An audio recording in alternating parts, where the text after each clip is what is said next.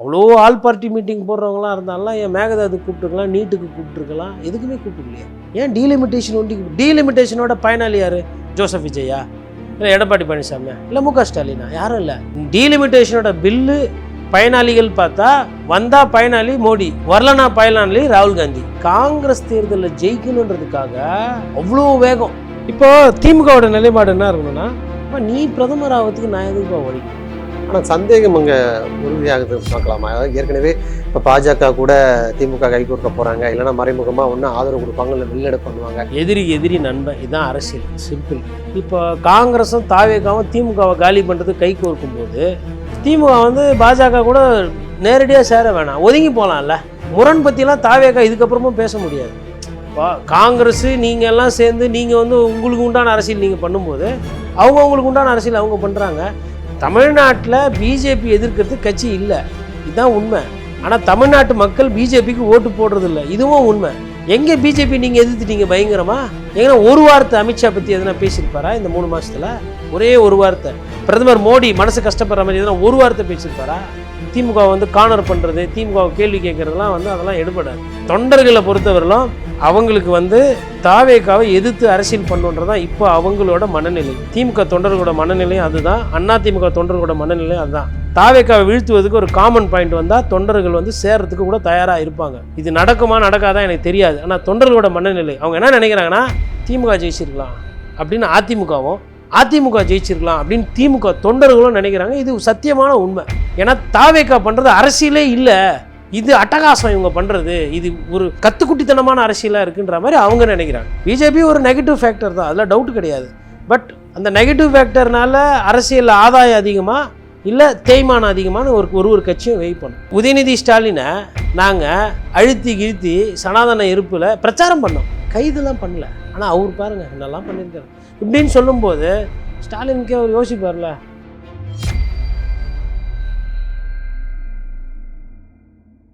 Liberty Tamil நேயர்களுக்கு வணக்கம். இன்றைய நேர்காணலில் நாம் சந்திக்க இருப்பவர் பத்திரிகையாளர் கோட்டீஸ்வரன் அவர்கள். வணக்கம் சார். வணக்கம். நேயர்களுக்கு அன்பு வணக்கம். இது இந்த சட்டமன்ற விவாதங்கள் குறித்து தான் பெரும்பாலான பேச்சுக்கள். குறிப்பாக உதயநிதி அவர்கள் அந்த காவிரி விவகாரம் தொடர்பாக, விவசாயிகள் சம்பந்தப்பட்ட விவகாரம் தொடர்பாக பல்வேறு கேள்விகள் எழுப்புறாரு. ஆளும் தரப்பு வந்து அது குறித்து பதில் சொல்லாமல், சம்மந்தமே இல்லாமல் தொகுதி மறுவரையறை கூட்டம், அதில் நீங்கள் பங்கேற்பீங்களா, எங்களுக்கு தலைவருக்கு பயம் இல்லை, இது போன்ற கருத்துக்களை சொன்னதாக ஒரு விவாதம் ஏற்பட்டது. இன்றைக்கு வந்து தொகுதி மறுவரை கூட்டம் முதலமைச்சர் விஜய் அவர்கள் தலைமையில் நடக்குது. அதில் திமுக சார்பாக பங்கேற்கலை எம்பிக்கள் எல்லாமே. மற்றபடி இப்போ ஆதரவு கொடுத்துருக்க தாவேகா கூட்டணிக்கு ஆதரவு கொடுத்துருக்கிற அந்த கட்சிகள் எல்லாமே பங்கேற்றிருக்காங்க. முதற்கட்டமாக இந்த சட்டமன்ற நிகழ்வுகள் குறித்தும் இந்த தொகுதி மறுவரை கூட்டத்தில் திமுக பங்கேற்காதது குறித்தும் உங்களுடைய பார்வை என்ன? நேற்று வந்து சட்டமன்றத்தில் வந்து ஒரு காரசாமரமான ஒரு விவாதம் 2 பேருக்கு நடுவில். ஒன்று எதிர்க்கட்சி தலைவர் உதயநிதி ஸ்டாலின், இன்னொன்று தமிழகத்தினுடைய முதலமைச்சர் விஜய் சார். இப்போது இவங்க 2 பேரும் பேசின விஷயங்கள் பார்த்திங்கன்னா முழுக்க காவேரி, மேகதாது, விவசாயி பிரச்சனை, விவசாயிகளோட கடன், விவசாயிகளோட அந்த கூட்டுறவுக்கு இது கடன் ரத்து பண்ணுவீங்களா, எப்போ வந்து நிவாரணம் அப்படின்ற மாதிரி போச்சு. அதில் வந்து சட்டமன்றத்தில் வந்து நிறைய மடைமாற்றம் நடந்தது நேற்று. என்ன விதமான மடைமாற்றம்னா, இது குறித்து பேசுங்கன்னு சொல்லிட்டு பேரவைத் தலைவர் வந்து இடைமறைக்கிறார். அப்போது காவேரி, மேகதாது, விவசாயி, வேளாண்குடி தொழில், நெல்லுக்கு விலை, கரும்புக்கு விலை, கூட்டுறவு கடனில் பிரித்து பார்க்க முடியாது. இது எல்லாமே ஒரே சப்ஜெக்ட். இது எல்லாமே விவசாயியோட வாழ்வாதார சம்மந்தப்பட்டது. இது எல்லாமே நான் சொன்ன இந்த 5 விஷயம். ஆனால் நேற்று என்ன பண்ணுறாங்கன்னா, சிங்கிள் அவுட் பண்ணுறாங்க. காவேரி வண்டி, அதாவது மேகதாது வண்டி தனியாக எடுங்க, இல்லை காவேரி வண்டி தனியாக எடுங்கன்ற மாதிரி. அதை தனியாக அப்படி எடுக்க முடியாது. அதாவது எப்படின்னா, பாலுக்குள்ளே தான் தயிர், மோர், நெய் எல்லாம் இருக்குது. அதில் லஸ்ஸி போடலாம், ரோஸ் மில்க் போடலாம், ஐஸ்கிரீம் தயாரிக்கலாம், வேல்யூ ஆடட் ப்ராடக்ட்ஸு நெய் வச்சு என்ன வேணால் பண்ணலாம், இல்லை புரிகிற மாதிரி சொன்னால் ஸ்வீட்டு செய்யலாம் நெய் எடுத்து. அப்போது இவ்வளோ விஷயம் இருக்கும்போது அது தனியாக இல்லைங்க, நீங்கள் என்ன கொடுத்தீங்களோ அதுக்குள்ளே பேசுங்க அப்படின்ற மாதிரி அவங்கள ஒரு நெருக்கடிக்கு. அதுவும் வரலாறுலாம் பேசாதீங்க, தலைவர்களை புகழ்ந்து பேசாதீங்க, சப்ஜெக்டுக்குள்ளே.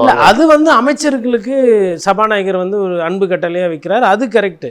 பட் எதிர்க்கட்சி தலைவர் பேசும்போது அதை வந்துட்டு அதுக்குள்ளே பேசுங்க அப்படின்னு அதை சுருக்கிறது இருக்கு இல்லைங்களா. அதாவதுங்க, உதயநிதி ஸ்டாலின் என்ன டெய்லி காலையில் பல் வளர்க்கின உடனே விவசாய பிரச்சனை டெய்லியாக பேசிகிட்டு இருக்கிறாரு.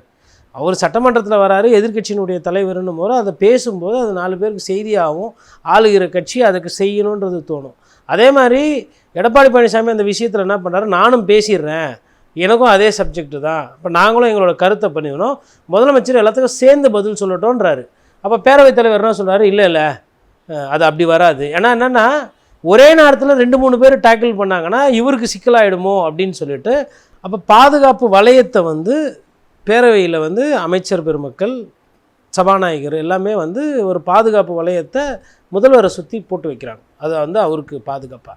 பட் ஒரு முதலமைச்சர்ன்றவர் என்னன்னா, கேள்வி யார் வேணால் கேட்கலாம், தீர்வு கொடுக்க வேண்டியது இல்லை தீர்வு கொடுக்குற இடத்துல இருக்கிறது முதலமைச்சர். அப்போது உதயநிதி ஸ்டாலின் கேட்ட கேள்வி வந்து ரத்ன சுருக்கமாக நிறைய விஷயங்கள் கேட்குறாரு.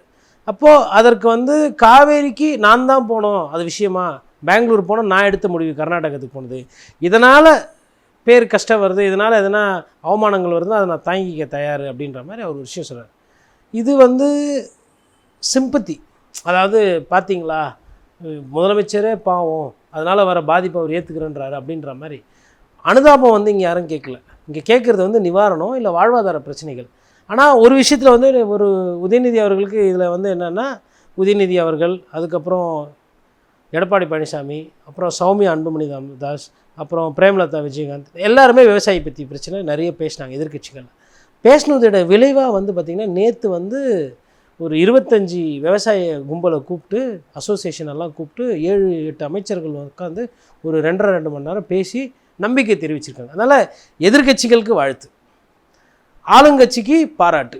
ஏன் பாராட்டு, இவங்களுக்கு வாழ்த்து அவங்களுக்கு பாராட்டுனா, இது பிரச்சனை, இது நம்ம சமாளிக்கலைன்னா இவங்க நம்மளை அவையே நடத்த விட மாட்டாங்க போலகுதுன்ற அளவுக்கு எடுத்துன்னு வந்து விட்டாங்க. ஏன்னா இது நடக்கிற நேரத்தில் விவசாயிகள் வந்து வெளியில் போராட்டம் பண்ணுறாங்க. அப்போ அங்கங்கே போராட்டம் வெடிச்சதுன்னா அது சிக்கலாக போயிடும், தாவேக்க ஆட்சிக்கு வந்து அது வந்து ஒரு கெட்ட பேரை, ஒரு அவப்பேரை வந்து உருவாக்கிடும் அப்படின்னு அது புரிஞ்சது காரணத்தினால நேற்று கூப்பிட்டு பேசி, அப்புறம் நைட்டு ஒரு ஆணை ஒன்று வருது 288 கோடி ஒதுக்கி. அப்போ இதெல்லாம் வந்து பாராட்டுக்குரிய. அரசு வந்துங்க எதிர்க்கட்சி கேட்குறத நியாயம் இருந்ததுன்னா அதை உடனே செய்யணும். அப்போ நேற்று கேட்டதெல்லாம் நிறைய நியாயம் இருக்குது. காலையில் அவங்க கேட்கும்போது அவங்ககிட்ட நிறைய விஷயத்துக்கு பதில் இல்லை. அதை வந்து என்ன பண்ணிட்டாருன்னா உதயநிதி ஸ்டாலின் அம்பலப்படுத்தி விட்டார். என்னன்னா, நான் கேட்ட கேள்வி என்ன, நீங்கள் பேசுறது என்ன, இப்படி கேட்கல. அவர் என்ன சொல்கிறேன்னா, நீங்கள் வந்து ஸ்பெஷல் பேக்கேஜ் பற்றி பேசுகிறீங்க, நான் பேசுகிறது ரிலீஃப் பேக்கேஜ். ஸ்பெஷல் பேக்கேஜின்றது ஒரு தொகுப்பு, அந்த சீசனுக்கு முன்னாடி அரசு செய்ய வேண்டிய கடமைகளை கொடுப்பதற்கு தொகுப்பாக கொடுக்கறது. நாங்கள் விவசாயிகள் அவங்க சார்பாக கேட்குறது வந்து நிவாரணம், ஏன்னா பாதிக்கப்பட்டிருக்காங்க, அதுக்கு நிவாரண தொகை கேட்குறாங்கன்னதுக்கு இவர் என்ன பண்ணுறாரு, ஒரு பஞ்சு வந்து அதெல்லாம் பேப்பர் பச்சா தெரியும் அப்படின்றார் சொல்லிட்டு அப்படியே ஒரு மாதிரி உட்கார்றாரு. அவர் வந்து இதெல்லாம் பேப்பர் பட்சி வருது கிடையாது, 4 பேர் கூட டெய்லி பேசணும், விவசாயியோட பழகினா தான் இதெல்லாம் வரும்னு சொல்லிட்டு அவருக்கு உகந்த முறையில் இது என்ன ஆகிட்டுன்னா, அது பர்சனலாக டெவலப் ஆகி சாயந்தரம் இது ரிஃப்ளெக்ட் ஆகுது. அந்த 25 விவசாயிகள் வராங்க, அதில் பெரும்பான்மையினர்கள் பாராட்டிட்டு போகிறாங்க அரசை, இல்லைங்க பண்ணி கொடுக்குறேன்றாங்க, நாங்கள் நம்பிக்கையோடு இருக்கிறோன்றாங்க. அப்புறம் ஒரு ஆணை வருது, அரசாணை வருது, 288 கோடி வந்து நிவாரணம் அப்படின்ற. நிவாரணம்னா விவசாயிகளுக்கு இல்லை, தண்ணியை வந்து ஊக்குவிக்கிறதுக்கு, அதாவது போர் நோண்டுறதுக்கு, குழாய் சரி பண்ணுறதுக்கு, உங்களுக்கு அந்த ஏரிக்கரைகளை ஸ்ட்ரென்தன் பண்ணுறதுக்கு அப்படின்ற விஷயத்துக்கெல்லாம் வராங்க. வண்டல் மண் கிளியர் பண்ணுறதுக்கு அது நல்ல விஷயம். ஆனால் வர மழை காலத்தில் நீர் சேகரிக்கிறதுக்கோ இல்லை நீரை வந்து வீணாக்காமல் இருக்கிறதுக்கு அந்த திட்டங்கள். இப்போ நேற்று உதயநிதி ஸ்டாலின் இந்த அளவுக்கு அதை பற்றி பேசினது, கொண்டது, அவங்க ரியாக்ட் பண்ணது, முதலமைச்சர் அதுக்கு பதில் சொன்னது, அரசை வந்து சாயந்தரமாக இன்னும் வேகமாக செயல்படுத்த வச்சுருக்காங்க. அந்த அனைத்து கட்சி கூட்டம் கூட்டுறதுல என்ன சிக்கல் அப்படின்னு பார்க்குறீங்க? குறிப்பாக அனைத்து கட்சி கூட்டுறதுல எங்களுக்கு என்ன பயம், எங்கள் தலைவர் 3 வருஷமாக பயப்படவே மாட்டார் யாருக்குமே சொல்லி அவங்க ஆளும் தரப்பில் சொல்லப்படுது. ஆனால் இங்கே அனைத்து கட்சி கூட்டம் காவிரி விவகாரம் தொடர்பாக, மேகதாது தொடர்பாக கூட்டலை, தொகுதி மறுவரை சம்பந்தமாக அவசரமாக அனைத்து கட்சி கூட்டம் கூட்டுறாங்க. இது வந்து அரசியல் நாடகத்தில் திமுக பங்கேற்காது அப்படின்னு கனிமொழி விமர்சிக்கிறாங்க. இது எப்படி பார்க்குறீங்க இந்த தொகுதி மறுவரை? இது கொஞ்சம் வந்து ஒரு கசியப்பட்ட செய்தி. ஆனால் அது கசியப்பட்ட செய்தியாக இல்லை, அது உண்மையாக இருக்கிறது கூட வாய்ப்பு இருக்குன்ற மாதிரி அதை நான் பார்க்குறேன். நன்றி உபயதாரர் ஐயா பிரவீன் சக்கரவர்த்தி இந்த டீலிமிட்டேஷன் கொடுத்து, இது அன்புமணி ராமதாஸுமே சொல்கிறார், கிட்டத்தட்ட இதே மாதிரி தான். இதனால தான் காங்கிரஸினுடைய அழுத்தம் இல்லை, காங்கிரஸ் தேர்தலில் ஜெயிக்கணுன்றதுக்காக அவ்வளோ வேகம். அதாவது தமிழ்நாட்டில் முல்லை பெரியார் பிரச்சனையில் பேச மாட்டோம், காவேரி மேகதாது பிரச்சனையில் பேச மாட்டோம், நீட் தேர்வு ரத்து அதை எதிர்த்து போராட்டம் பண்ணும்போது இங்கே மாணவர்கள் மேலே வழக்குகள் பதிவு பண்ணுவாங்க. காங்கிரஸ் கட்சி அதுக்காக ஒரு வார்த்தை கூட சொல்லலை. எதிர்த்து பேசலை. விவசாயிகள் இங்கே போராட்டம் பண்ணுவாங்க, அந்த விஷயத்தில் வந்து விவசாயிகள் கூட நிற்க மாட்டோம், எதுவுமே பேச மாட்டோம். மது விலக்கு வந்து எல்லா கடையும் மூட போகிறாங்களா, கொஞ்சம் கடையை மூட போகிறாங்களா, டாஸ்மாக்கு 10 ரூபா வாங்குறதுன்னு நிற்கல, இதெல்லாம் இருக்குது. இதெல்லாம் பற்றி எதுவுமே பேசுறது, மக்கள் பிரச்சனை எதுவுமே பேசாமல் இந்த டீலிமிட்டேஷன் வந்து ஒருவேளை தென்னிந்தியாவில் சீட்டுகள் ஏறும், ஆனால் வட இந்தியாவில் அதிகமாக சீட்டு ஏறும் அப்படின்றது வந்தால் ராகுல் காந்தி பிரதமர் ஆக முடியாதுன்றது பிரவீன் சக்கரவர்த்திக்கு தோணுது. அதனால் அவர் என்ன பண்ணுறாருன்னா, அவங்கவுங்க தானே அவங்கவுங்க தேவைக்கு அரசியல் பண்ணுவாங்க. பிரவீன் சக்கரவர்த்தி என்ன பண்ணுறாருன்னா, மேகபதாதுக்கெல்லாம் அதாவது இவங்க வந்து எதுக்குங்க எல்லாரையும் கூப்பிட்டுன்னு கொண்டுருந்தாங்க, பட் மேலேருந்து வருது தகவல். பிரவீன் சக்கரவர்த்தி சொல்கிறாரு, ராகுல் காந்தி சொல்கிறாரு, ஓகே தமிழ்நாடு அரசு அவசரமாக காவிரி விவகாரம் தொடர்பாக கூட்டாமல் இது சம்மந்தமாக அவங்களுடைய அழுத்தத்தினால கூட்டுறாங்க அப்படின்னு எடுத்துக்கலாமா அது? ஆமாம், வேற என்ன, 2 விஷயம். ஒன்று, திமுகவை நாளைக்கு விவாதங்களில் பேசுகிறதுக்கு கொள்றதுக்கு, இது தள்ளுறதுக்கு, கார்னர் பண்ணுறதுக்கு அதை பயன்படுத்தலாம். திமுக வந்து பிஜேபி கொண்டு வர தீர்மானத்தை ஆதரிக்குதா, எதிர்க்கிறதா அரசியல் ரீதியாக. 2வது, நம்மளுடைய நண்பர் ராகுல் காந்திக்கு இந்த தீர்மானம் வந்து வரக்கூடாது, இந்த எண்ணிக்கை இப்போ இருக்கிற எண்ணிக்கை அப்படியே இருக்கணும். அதனால் இது வந்து எதிரிக்கு எதிரி உதவும் இது அப்படின்ற அந்த அடிப்படையில் பிரவீன் சக்கரவர்த்தி வந்து அதை எடுத்துகிட்டு வர்றார். அதுதான் அவரோட பிளான். இப்போ இது வந்து ஏங்க அவ்வளோ ஆல் பார்ட்டி மீட்டிங் போடுறவங்களாம் இருந்தாலும் ஏன் மேகதாதுக்கு கூப்பிட்டுருக்கலாம், நீட்டுக்கு கூப்பிட்டுருக்கலாம், எதுக்குமே கூப்பிடலையே. ஏன் டீலிமிட்டேஷன் ஒண்டி டீலிமிட்டேஷனோட பயனாளி யார்? ஜோசப் விஜயா, இல்லை எடப்பாடி பழனிசாமியா, இல்லை மு க ஸ்டாலினா? யாரும் இல்லை. டீலிமிட்டேஷனோட பில்லு பயனாளிகள் பார்த்தா வந்தால் பயனாளி மோடி, வரலனா பயனாளி ராகுல் காந்தி. ஸோ அதனால் தான் ஆடலாம், தான் சதா ஆடுது. அதனால் பிரவீன் சக்கரவர்த்தி இங்கே ஓடுறாரு, அங்கே ஓடுறாரு, எல்லார்கிட்டையும் பேசுகிறாரு. அவருக்காக, அதாவது ராகுல் காந்திக்காக நடக்கக்கூடிய முயற்சிகள் தான் இது. இப்போது இதே வந்து இப்போ தமிழ்நாட்டோட நலன் அதில் இருக்கா, தமிழ்நாட்டுக்கு இது பிரச்சனையானா அது பிரச்சனை தான், அதில் டவுட்டு கிடையாது. ஏன்னா நம்ம வந்து முன்னாடியே நம்ம என்ன பதிவு பண்ணியிருக்கோன்னா, பாராளுமன்றத்தில் 800 பேர் எம்பி உட்காராங்கன்னா அது சர்க்கஸ் மாதிரி ஆகிடும், யார் என்ன பேசுகிறாருன்னே தெரியாது. எண்ணிக்கை வந்து அடிப்படை வந்து அதிகமாகிறதுன்றது நல்லது கிடையாது. ஒரு 800 எம்பிக்கு மேலே இருக்கிறாங்கன்னா சந்தக்கடை மாதிரி அவ்வளோ பேர் பேசின்னு குரல் கேட்பாங்களா அப்படின்றது தெரியல. பட் பிரதமர் மோடி அவர்களை பொறுத்தவரை என்ன நினைக்கிறாங்க, இந்தி பேசக்கூடிய மாநிலத்தில் எம்பி சீட் அதிகமாக இருந்தால் நம்ம அடிச்சுன்னு வந்துடலாம், இன்னொரு வாட்டி அடிக்கலான்னு அவங்களோட கணக்கு. இப்போது திமுகவோட நிலைப்பாடு என்ன இருக்கணும்னா, அப்போ நீ பிரதமர் ஆகிறதுக்கு நான் எதுக்குப்பா உழைக்கணும்? ஆனால் சந்தேகம் அங்கே உறுதியாகுது பார்க்கலாமா? அதாவது ஏற்கனவே இப்போ பாஜக கூட திமுக கைகோர்க்க போகிறாங்க, இல்லைனா மறைமுகமாக ஒன்று ஆதரவு கொடுப்பாங்க, இல்லை வெளிநடப்பு பண்ணுவாங்க. இது போன்ற சந்தேகங்கள் இன்றைக்கு நடக்கக்கூடிய கூட்டத்தில் திமுகவும் அதன் கூட்டணி கட்சிகளும் பங்கேற்காத போது அந்த சந்தேகம் வலுப்படும் இல்லையா? அதாவதுங்க, எதிரிக்கு எதிரி நண்பன், இதுதான் அரசியல், சிம்பிள். இப்போ காங்கிரஸும் தாவேகாவும் திமுகவை காலி பண்ணுறது கை கோர்க்கும் போது திமுக வந்து பாஜக கூட நேரடியாக சேர வேணாம், ஒதுங்கி போகலாம்ல. இப்போ சண்டையிலலாம் பார்த்திங்கன்னா இந்த படத்துலலாம் காட்டியிருப்பாங்க, நண்பர்களாக இருப்பாங்க, பிரிஞ்சதுக்கப்புறம் அவனை பார்த்தா ஒருத்தன் அஷ்னு இருப்பான், முன்னாள் நண்பன் என்ன பண்ணுவான், காது கேட்காத மாதிரி பார்த்து பார்க்காத மாதிரி போயிடுவான். அப்போது அந்த தீர்மானம் வரும்பொழுது நான் வந்து வெளிநடப்பு பண்ணிட்டு போகிறேன், நான் உள்ளேருந்து ஆதரவு பட்டதானே ஆதரவு, வெளிநடப்பு பண்ணிட்டேன். இது வந்து பிரதமருக்கு உண்டான பிரச்சனை. சரி, அப்போ தமிழ்நாட்டுக்கு இப்போது 40 எம்பி இருக்கிறது 80 எம்பி ஆகுது அப்படின்னா அங்கே 200 எம்பி ஆகும், இல்லை 160 எம்பி ஆகும். ஸ்டில் அது ப்ராப்ளம் தான். எனக்கு வந்து இதுதான் ஆப்ஷனு, அப்படி கூட எடுக்கலாம் இல்லையா? இல்லை இதில் வந்து ஃபேராக டீலிமிட்டேஷன் பண்ணுறீங்களா, இல்லை எங்களோட விஷயங்கள் வரலையா கொள்ளலையா அப்படின்ற மாதிரி இருக்குது. சரி, டீலிமிட்டேஷன் வந்து இன்னும் 25 வருஷத்துக்கு, என்ன கேட்டால் இன்னும் ஒரு 25 வருஷத்துக்கு அதை தள்ளி போடலாம், ஒன்றும் தப்பு கிடையாது. பட் இங்கே என்ன சிக்கல் அப்படின்னு பார்த்தா, பிஜேபி இந்த பில்லை வந்து பாஸ் பண்ணணுன்றதில் அடம் பிடிக்கிறாங்க. இந்த பில்லு வந்து அவங்களுக்கு ரொம்ப முக்கியம்னு நினைக்கிறாங்க. அப்போது பிஜேபி வந்து திமுக கிட்ட கொஞ்சம் பார்த்து எதனா செய்யுங்க. ராகுல் காந்தி எட்டப்பர்னு சொல்லிக்கிறாரு, அவங்களுக்கு தெரியுமான்னு தெரில, இல்லை அது மாதிரி எதனா சொல்லுவாங்க. நாங்கள் என்ன பண்ணோம், நாங்கள் ஆட்சியில் நீங்கள் இருந்தப்போ ரைடுக்கிட்டு செந்தில் பாலாஜி விட்டோம், அதுக்கப்புறம் எதனா ஒரு இடத்துல டிஸ்டர்ப் பண்ணோமா, ஒரு இடத்துல பிரச்சனை பண்ணோமா? ஆனால் காங்கிரஸ் கட்சி உங்கள் கூடவே கூட்டணியிலேருந்து அவங்க கூட பேசி பழகியிருக்கிறாங்க. இப்போ அங்கே போய் சேர்ந்ததும் இல்லாமல் உங்களை எட்ட பண்ணுறாங்க. பத்தாவதுக்கு தாவேக்கா என்னென்னலாம் பேசுது இன்றைக்கி. நாங்கள் கூட வந்து ஸ்டாலின் அங்கிள், ஸ்டாலின்ஜி அப்படிலாம் பேசல. ஸ்டாலின்ஜி கரப்ஷன் ஹேஜி, அது ஜி இது ஜி இப்படி தான் ஜி பேசுகிறோம். நாங்கள் இப்போ பார்த்துக்க, நாங்கள் எதுவுமே பண்ணல, நீங்கள் தான் சும்மா சனாதனத்தெல்லாம் ஒழிக்கிற நீங்கள். நாங்கள் திருப்பி ஸ்டாலினை, உதயநிதி ஸ்டாலினை நாங்கள் அழுத்தி கிழ்த்தி சனாதன இருப்பில் பிரச்சாரம் பண்ணோம், கைதெல்லாம் பண்ணல. ஆனால் அவர் பாருங்கள் என்னெல்லாம் பண்ணியிருக்காரு. இப்படின்னு சொல்லும்போது ஸ்டாலினுக்கே அவர் யோசிப்பார்ல, ஆமாம் இல்லை உதயநிதியை வந்து பிஜேபி கூட இவ்வளோ தொல்லை பண்ணலையே. இப்போது ஸ்டாலின் அவர்கள் கூட ஒரு யோசனை வரும், இல்லை இவங்க சொல்லலாம் பிஜேபியில். இப்போ அமித்ஷா கூட வந்திருக்கிறார் 2 நாள். இப்போது இன்றைக்கி திருவண்ணாமலை இருக்கார், பாண்டிச்சேரி போகிறாங்கன்னு நினைக்கிறேன். இப்போது கண்டிப்பாக வந்து ஒரு வியூகங்கள் அது இது ஏன்னா அதாவது அவங்களுக்கு வந்து பாராளுமன்ற தேர்தல் வருது 2029. அப்போ அதுக்கு உண்டான விஷயங்கள் வரும்போது இப்போ சரி நீங்கள் நானும் இனிமேல் சண்டை போட்டுக்க வேணாம். நீங்கள் வேணால் நாம்கே வாசத்துக்கு இப்போது தாவேக்கா பிஜேபி எதிர்க்குது. எப்படி எதிர்க்குது? கொள்கை எதிரி.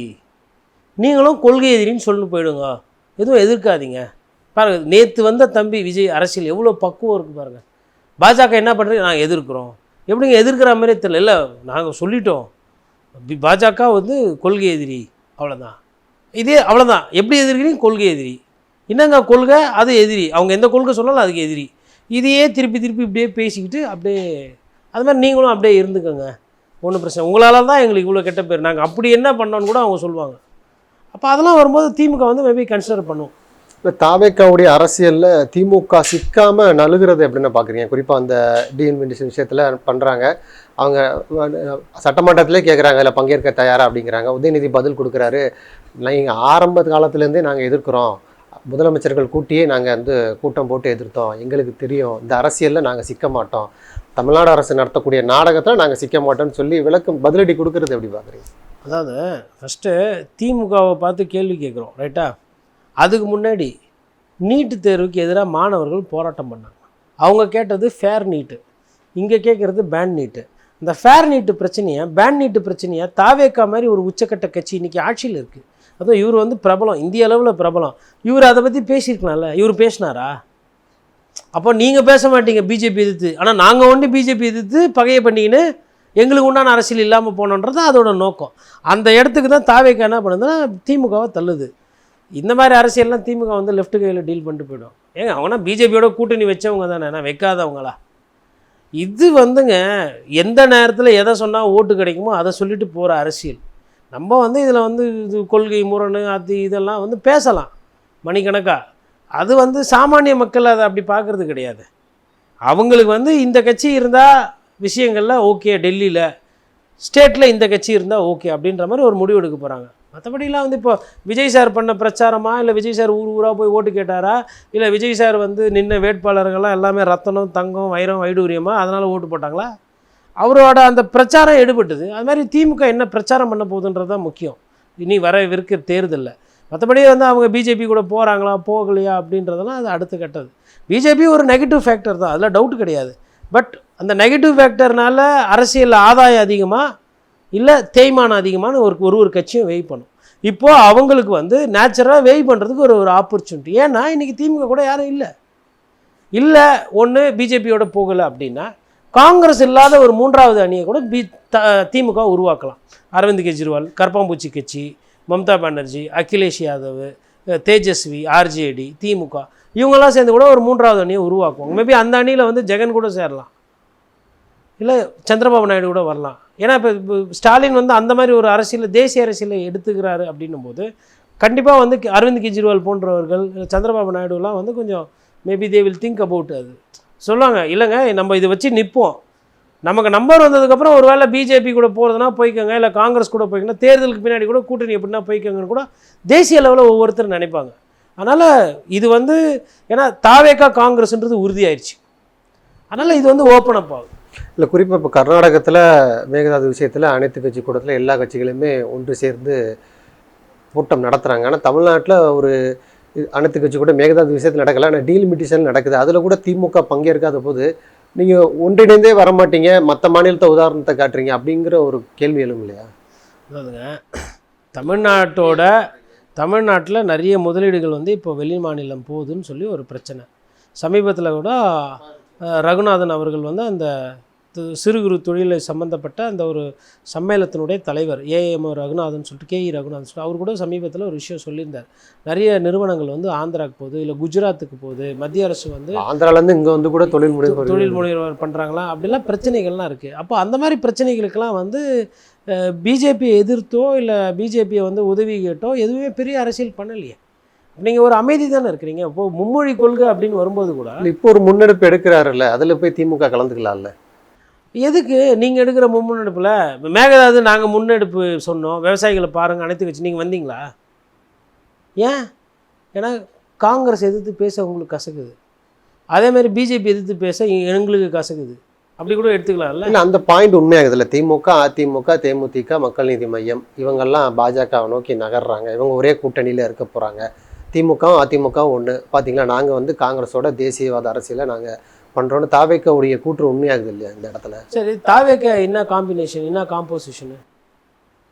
தாவேக்க என்ன, திமுகலேருந்து கொஞ்சம் பேரும் அதிமுகலேருந்து நிறைய பேரும் வந்துட்டு அதுக்கு ஒரு தலைமை அவர் தான் விஜய். அதுதானே அந்த காம்பினேஷனு. அந்த கட்சியில் வந்து எல்லாம் ஒரிஜினல் தாவேக்காரங்களா எல்லாரும்?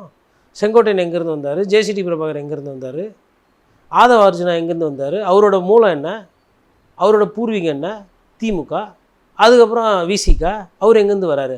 எல்லா கட்சியிலேருந்து 4 பேரை கூட்டின்னு வந்து போட்டுவிட்டு அதை ஒரு இயக்கமாக்கி அதை ஒரு கட்சியாக்கி நீங்கள் நடத்திக்கிட்டு இருக்கீங்க. நீங்கள் சொல்கிறீங்க இது திமுக அதிமுக அது ஒன்றுன்னு. அதிமுகவில் திமுகவில் இருக்கிறவங்களாம் சேர்த்து வச்சு தானே நீங்கள் கட்சியை நடத்துகிறீங்க. அதிமுக கூட்டணி, அதிமுகலேருந்து கட்சிக்காரங்களை எடுத்துக்கினீங்க, திமுகலேருந்து கூட்டணி எடுத்துக்கினீங்க. கல்லாப்பட்டி கூட்டணி நாளைக்கு அன்றைக்கி விமர்சனம் பண்ணிவிட்டு இன்றைக்கி கல்லாப்பட்டியை கூட வச்சுன்னு இருக்கிறது யார்?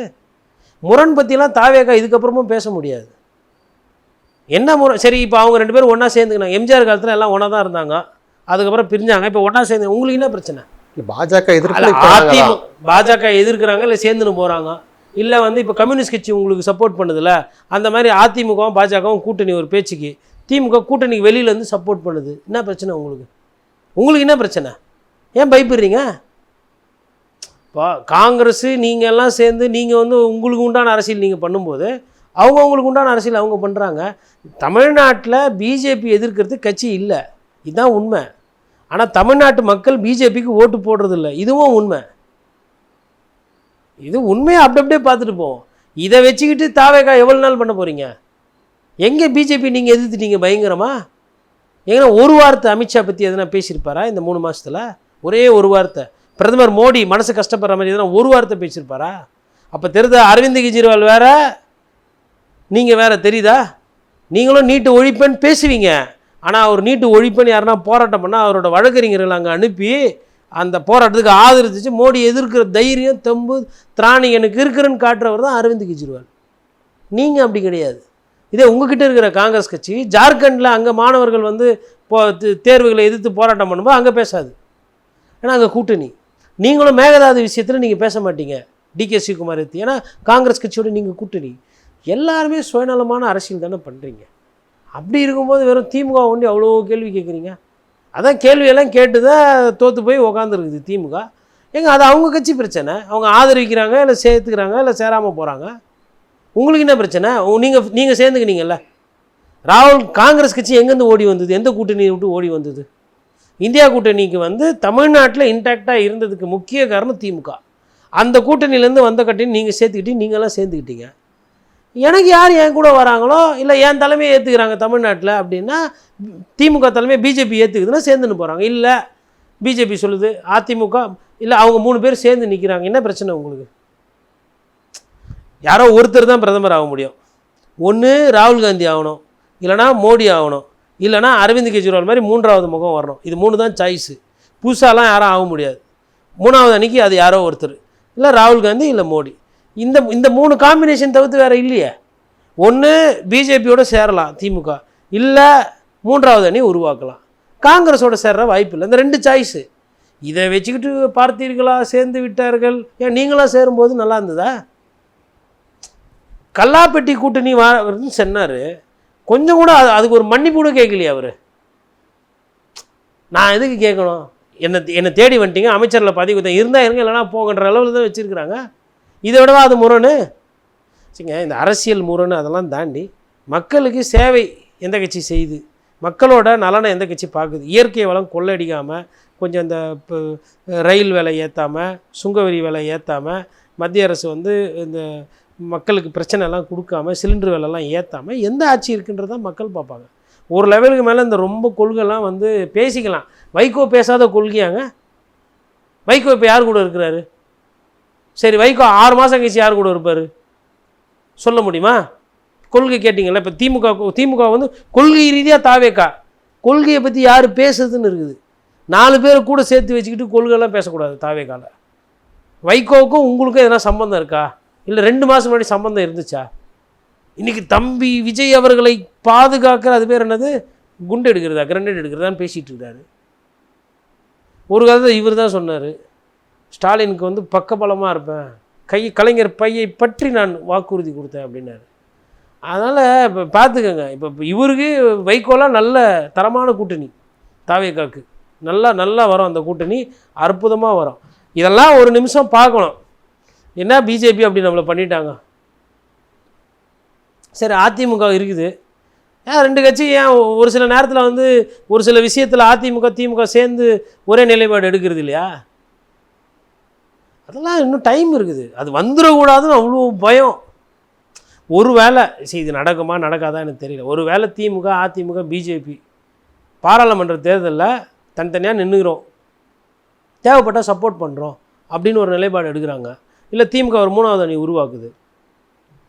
தேர்தலுக்கு பின்னாடி நீங்கள் எப்படி காங்கிரஸை சேர்த்துக்கினீங்க, அந்த மாதிரி பிஜேபி தேர்தலுக்கு பின்னாடி திமுகவை சேர்த்துக்கிச்சின்னா என்ன பண்ணுவீங்க? யார் கேட்க முடியும்? உங்களை யாருன்னா கேட்டாங்களா? உங்களுக்கு ஓட்டு போட்டது 108 தானே. குதிரை பேர் அரசியல்லாம் பண்ணுறீங்கல்ல, இந்த கட்சியிலேருந்து வா அந்த கட்சியிலேருந்து வா, ரெட்டலைனாலும் பரவாயில்ல ராஜினாமா பண்ணிட்டு நில்லு, இதெல்லாம் இவ்வளோ பண்ணுற ஆள் எப்படி நீங்கள் கொள்கை ரீதியாகவே ஒரு கட்சியை கேள்வி கேட்பீங்க? திமுகவை மக்கள் கேள்வி கேட்கலாம், தாவேகாக்கு என்ன இருக்குது?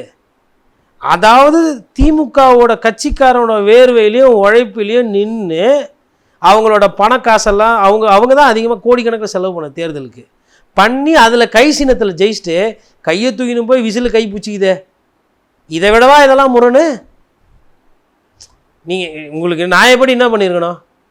நாங்கள் எதிர்கட்சியாக நிற்கிறதுக்கு தான்ப்பா எங்களுக்கு மக்கள் ஓட்டு போட்டிருக்கிறாங்க, நாங்கள் எங்களோட முதலமைச்சர் வேட்பாளர் ஸ்டாலின் அவர்கள், ஸ்டாலின் ஜெயிக்கலை, நாங்கள் எதிர்கட்சியில் இருந்துக்கிறோம், அது எத்துந்தா நீங்கள் இதெல்லாம் பேசலாம்.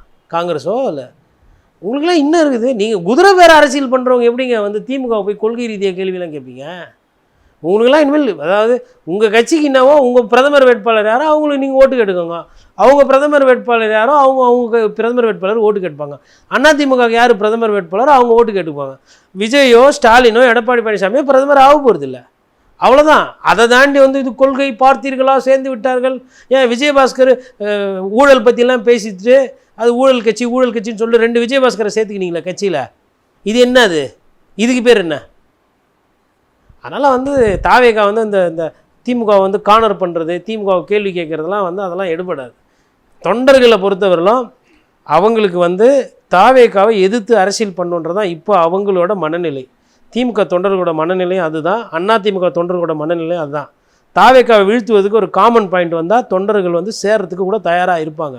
இது நடக்குமா நடக்காதான் எனக்கு தெரியாது. ஆனால் தொண்டர்களோட மனநிலை அவங்க என்ன நினைக்கிறாங்கன்னா, திமுக ஜெயிச்சிருக்கலாம் அப்படின்னு அதிமுக ஜெயிச்சிருக்கலாம் அப்படின்னு திமுக தொண்டர்களும் நினைக்கிறாங்க. இது சத்தியமான உண்மை.